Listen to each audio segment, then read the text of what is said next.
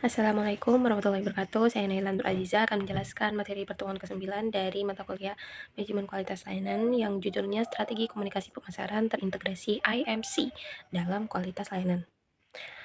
Seperti yang kita ketahui bahwa kualitas layanan merupakan suatu keunggulan kompetitif utama karena kualitas layanan yang baik juga berpengaruh terhadap kepuasan dan pengalaman pelanggan.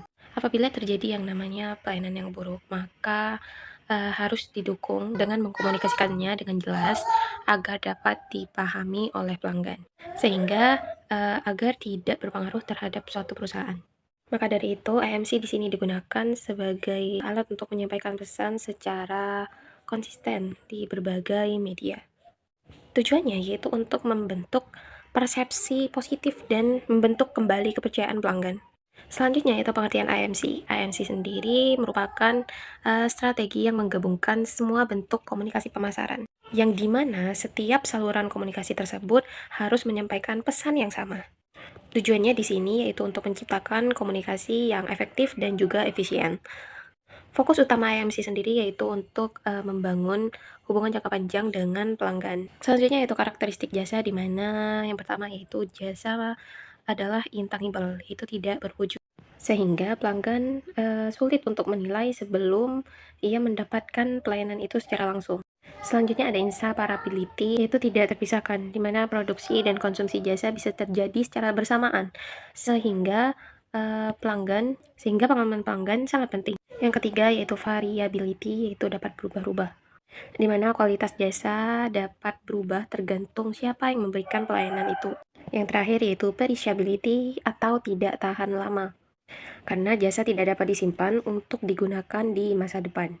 Oleh karena itu, komunikasi ini sangat penting untuk menjelaskan nilai dari suatu layanan. Selanjutnya yaitu ada elemen IMC. Yang pertama ada periklanan, yaitu digunakan untuk membangun citra dan menarik perhatian pelanggan. Yang kedua ada promosi, di mana promosi ini dapat membantu meningkatkan minat dan pembelian awal. Yang ketiga yaitu ada public relation, yaitu membangun hubungan dan reputasi dengan pelanggan. Yang terakhir ada digital marketing, yaitu memungkinkan interaksi langsung dengan pelanggan. Berikutnya yaitu self qual, dimensi dari kualitas layanan, yang dimana hal ini terdiri dari 5 dimensi. Yang pertama yaitu ada tangible atau bukti fisik, yang kedua ada reliability atau keandalan, yang ketiga ada responsiveness atau daya tanggap, yang keempat ada assurance atau jaminan, dan yang terakhir yaitu empati atau perhatian dan kepedulian. Berikutnya yaitu peran IMC dalam self-qual. IMC dapat menjelaskan kualitas layanan dengan jelas. Yang kedua yaitu IMC dapat mengatur ekspektasi pelanggan agar sesuai dengan kenyataan. Dan yang terakhir yaitu mengurangi ketidakpastian sebelum pelanggan menerima layanan tersebut. Selanjutnya yaitu strategi implementasi IMC, di mana IMC ini dapat menjaga konsistensi pesan di semua media komunikasi.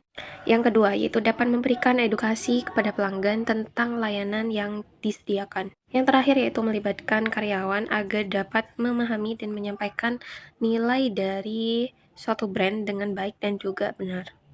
Berikutnya yaitu ada tantangan IMC, di mana yang pertama yaitu layanan sulit ditampilkan secara visual dibandingkan dengan produk fisik, karena hal ini jasa sifatnya yang intangible atau tidak berwujud, maka dari itu sulit dijelaskan dengan secara visual. Yang kedua yaitu kualitas layanan bisa tidak konsisten. Hal ini tergantung dengan siapa yang melayani. Yang terakhir yaitu risiko janji berlebihan yang tidak sesuai kenyataan. Karena sesuai dengan poin nomor 2 bahwa kualitas layanan bisa tidak konsisten. Berikutnya merupakan contoh studi kasus, di mana studi kasus di sini ada rumah sakit. Yang pertama adalah masalah muncul karena layanan janji tidak sesuai dengan realita. Maka dari itu terjadilah ketidakpuasan dan penurunan kepercayaan pelanggan terhadap rumah sakit itu. Maka dari itu diperlukan namanya perbaikan komunikasi dan juga sistem layanan agar lebih efektif. Selanjutnya yaitu hasil, di mana transparansi dapat meningkatkan kepercayaan pelanggan. Yang kedua yaitu ekspektasi pelanggan tentunya akan lebih realistis. Dan yang terakhir yaitu loyalitas pelanggan menjadi meningkat setelah adanya perbaikan komunikasi tersebut. Cukup sekian presentasi dari saya, kurang lebihnya mohon maaf. Wassalamualaikum warahmatullahi wabarakatuh.